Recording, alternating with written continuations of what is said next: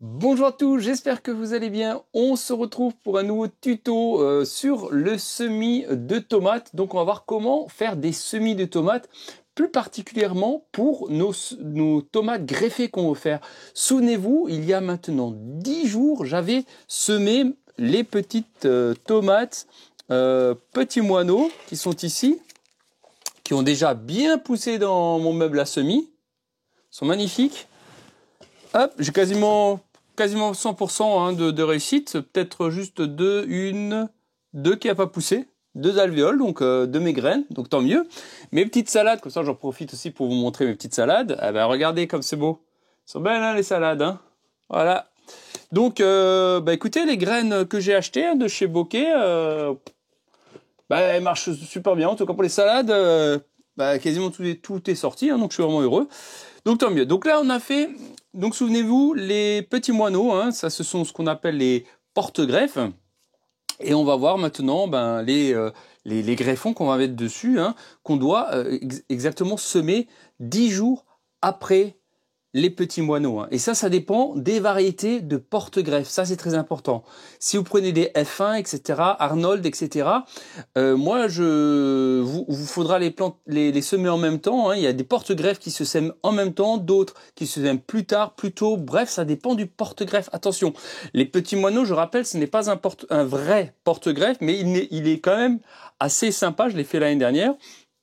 Maintenant, si vous voulez tester et avoir plus de connaissances sur les F1, je vous invite à regarder la vidéo de Jaco et Lily hein, de la page YouTube Le Bon Conseil d'un Jardinier. Je vous mettrai peut-être en description le lien de sa page. Il a fait une vidéo sur les F1. Donc si vous voulez des vrais F1, vous pouvez aller voir comment il a fait. Mais c'est exactement le même principe, mais il parlera un peu plus des F1. Moi, ce sera sur des petits moineaux. Hein. Et d'ailleurs, je te remercie encore pour ton petit clin d'œil, mon cher Jaco. Vraiment super sympa de ta part. J'ai eu un bond comme ça de visibilité et d'abonnés pour mon étagère à semis, vraiment incroyable. Bon bref, je te ferai encore une petite vidéo là-dessus. Nous on va surtout revenir maintenant à faire nos semis donc de greffons que nous mettrons sur nos porte-greffes petits moineaux. Allez, ce petit tuto est pour vous, restez jusqu'au bout, je vais vous donner quelques petites astuces. À tout de suite. Et voilà, on se retrouve sur le plan de rempotage. Donc on va faire nos fameux greffons. Hein. Donc ce qu'est un greffon, hein, c'est la partie supérieure de la tomate. Hein. C'est celle-ci qu'on va consommer. On a, comme on a vu avant, les petits moineaux qui est la partie racinaire. Et au-dessus, on va greffer en fait une partie consommable, hein, telle que des cœurs de bœuf, tomates Saint-Pierre, etc. Donc pour ce faire, vous avez besoin soit de plaques alvéolées, soit de barquettes qu'on a déjà vues, hein, des petites barquettes en plastique. Je vous mettrai sinon en description de la vidéo le matériel nécessaire qu'il vous faudra. Je regarde si je trouve aussi des plaques alvéolées. Ce sera peut-être pas les mêmes que celles-ci, hein, mais je vous mettrai quand même en description. Un petit tamis, toujours utile. Un petit semoir, hein, ça peut être sympa si vous n'avez pas trop l'habitude, hein, si vous n'êtes pas assez habile de vos doigts, parce que c'est des petites graines, hein, des fois ça peut être compliqué de les manipuler. Vous pouvez prendre un petit semoir, ça marche aussi très bien. Et il vous faut des étiquettes pour noter bien sûr les variétés que vous allez faire, hein, et bien sûr du terreau spécial semis. Voilà, moi je prends cela. Je sais pas s'il est sur, si je le trouve, je vous le mettrai en description. Sinon, vous allez dans une jardinerie, vous en cherchez un bon terreau spécial semis. Pour moi, je préfère travailler sur du terreau semis. Hein. Maintenant, il y en a qui le font pas, chacun libre. Hein. Mais je préfère. Il y a la perlite dedans. Il est exempt de mauvaises herbes, enfin d'adventices. Hein. Donc voilà, c'est quand même un bon terreau qui est fin, qui est bien équilibré. Donc il y a moins de morceaux dedans. Donc travailler quand même sur un bon terreau hein, de semis. Hein, voilà. Après chacun fait ce qu'il veut. Hein. Chacun faites comme vous voulez. Non, voilà, très bien. Alors les variétés qu'on va faire, on va faire la tomate Saint-Pierre. Hein. C'est une tomate assez classique, hein, qui un peu précoce, qui est très bonne. Moi j'adore la tomate Saint-Pierre. Elle fait quand même des belles tomates. On va faire la tomate cœur de bœuf traditionnelle. J'ai encore une tomate cœur de bœuf de chez Jaco, hein, la tomate cœur de bœuf rouge, hein, que vous trouverez chez Bocquet. Celle-ci, je vais pas la greffer puisque comme j'ai que quelques graines dedans, pour l'instant, je veux pas me planter dans le greffage, donc je préfère les laisser traditionnelles. On aura les tomates ananas, hein, qui sont des tomates tardives, je préfère le dire, mais excellentes. Hein. On aura les tomates Moneymaker précoces et les Black Zebra, hein, d'accord. Ça c'est aussi une belle... Ça je les teste. Hein. J'ai jamais testé la Moneymaker et la Black Zebra, je vais la tester cette année, hein, donc je vous dirai. Donc quand vous faites vos semis de tomates, prévoyez des précoces et des tardifs. Comme ça, vous n'aurez pas... soit vous allez attendre trop tard dans la saison pour en manger, soit trop tôt. Donc, essayez de faire un mix, hein, précoce et tardif. C'est très bien pour avoir des tomates comme ça. Hein. Bon, on se retrouve devant notre plaque alvéolée. On va remplir, bien sûr, notre plaque de terreau à semis. Alors, attendez, je vais peut-être vous rapprocher. Ce sera plus simple. Hop, on fait comme d'habitude. Hein, c'est du direct. Voilà. J'espère que vous allez bien voir ici. Bon, j'ai changé la caméra. C'est du 8K maintenant. Hein, vous voyez tout ce que je fais pour vous. Non, mais c'est important. Il manque un peu de luminosité, mais bon, ça va. Vous allez voir quand même. Hein. Donc voilà, vous avez votre plaque. On va mettre du terreau. Voilà, on va remplir bien la plaque. Assez copieusement. Ensuite, on va épandre notre terreau sur tous les alvéoles, en essayant, quand vous le mettez, vous appuyez un peu comme ça sur votre terreau, hein, légèrement, pour qu'il puisse bien rentrer dans les alvéoles et déjà se pré-tasser. Hein. Comme ça, vous les tassez. Et en même temps, quand vous faites ça, ben, s'il y a des petits mottes de terre comme ça qui sont un peu agglomérés, ben, ça vous permet en même temps de le tamiser avec vos mains. Hein. Donc voilà, on fait ça bien tranquillement. C'est pas une course, hein, le jardinage, c'est pas une course, on fait ça tranquillement. Hein. Voilà, et vous mettez ça bien correctement. Vous voyez, comme ça, je fais comme ça et en même temps, ça me permet de tamiser mon terreau. C'est plutôt assez bien. Voilà, on met ça bien comme ça. On tasse bien. Voilà. Hein? Sur là, moi, je le fais plus doucement pour vous montrer pour la vidéo, mais voilà, vous tassez bien. Il y en a qui disent qu'il ne faut pas trop tasser. Moi, je vous conseille fortement quand même de le tasser. Hein. Pourquoi? Parce que vous allez le voir que quand vous allez le dépoter, quand on va rempoter les petites tomates, le problème, si vous ne tassez pas assez vos alvéoles, il ne faut pas être bourrin non plus, il faut bien doser, mais elles vont s'effriter, le terreau s'effrite. Hein. C'est pas les quelques racines qui vont bien tenir. Donc, d'avoir un terreau quand même un petit peu tassé, ça va vous éviter ce problème-là. D'accord? Après, chacun est libre. Moi, j'aime bien tasser quand même un petit peu. Donc, une fois que vous avez mis votre terreau, vous allez tasser de nouveau avec les doigts. D'accord? Voilà. Vous avez vu, hein, moi, je tasse. Hein, je tasse plutôt assez bien. Hein. Et là, les petits moineaux, ils sont tous sortis, vous voyez? Donc, il ne faut pas avoir peur. Voilà. Vous tassez, hop, tranquillement. Vous voyez? Paf, paf. Voilà. Je le fais juste à une main pour vous montrer, pour y aller doucement. On a le temps, c'est pas une course. Hein, vous voyez, hop, j'appuie et ça descend encore bien le terreau. Hein. Ça, il faut pas hésiter. Hein.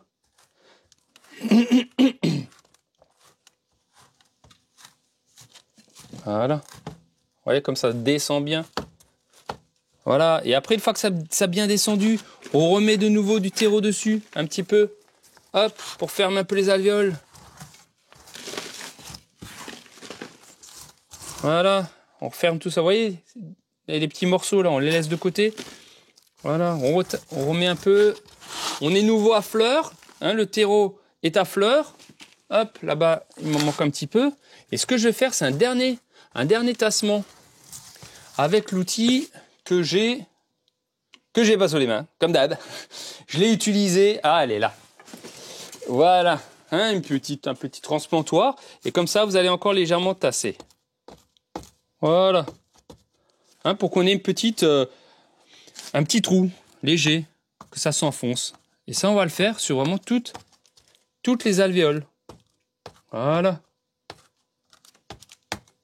Voilà, vous amusez. Hop, hop, hop, hop, hop, hop, hop, hop, hop. Vous voyez, hop, ça va vite.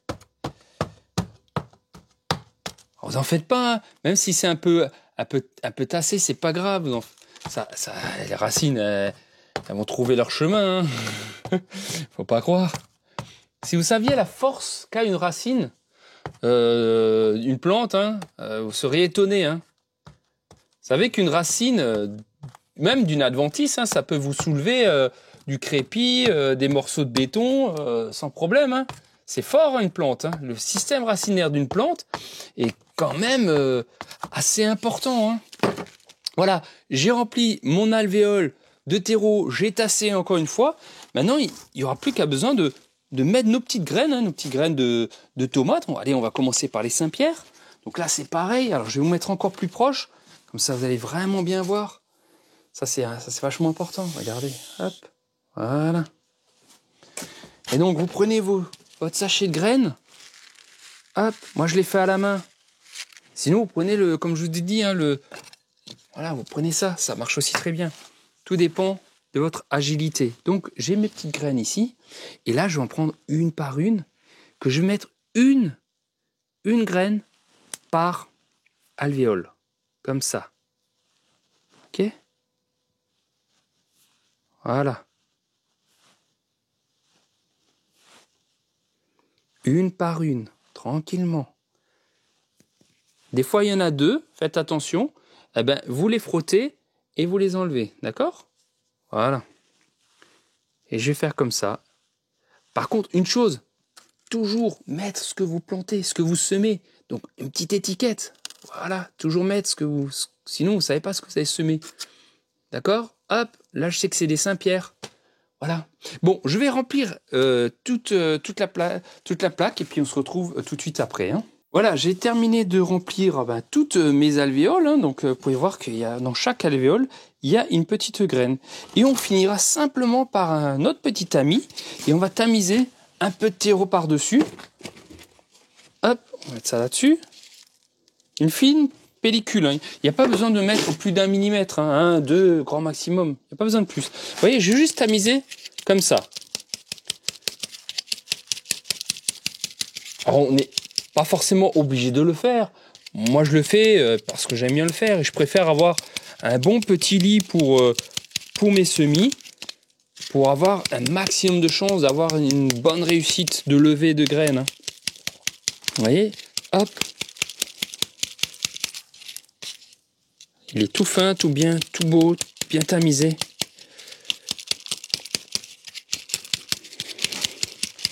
Et on va remplir l'alvéole complètement, hein, du coup. Hein. Complètement. Voilà. Et ensuite, on peut prendre une petite taloche, une petite spatule comme ça. Et on va juste effleurer la surface de ma plaque alvéolée pour terminer de remplir les alvéoles. Voilà, simplement comme ça. Là, on n'a plus besoin de tasser réellement. Là, on tasse plus. Hein. Juste, voilà, on leur donne juste ce qu'il faut. Hop. Et comme c'est beau. Voilà, on prend notre temps. Bien sûr, moi, je le fais doucement, là. Hein.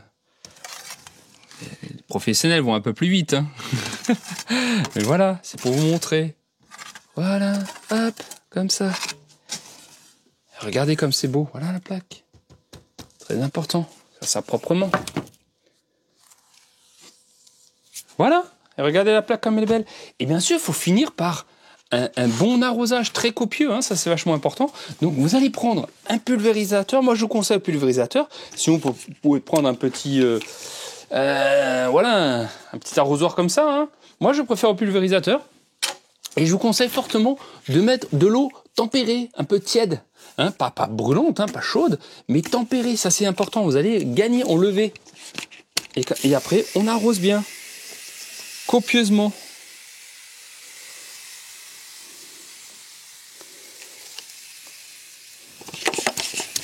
Donc là, je vais comme ça bien arroser.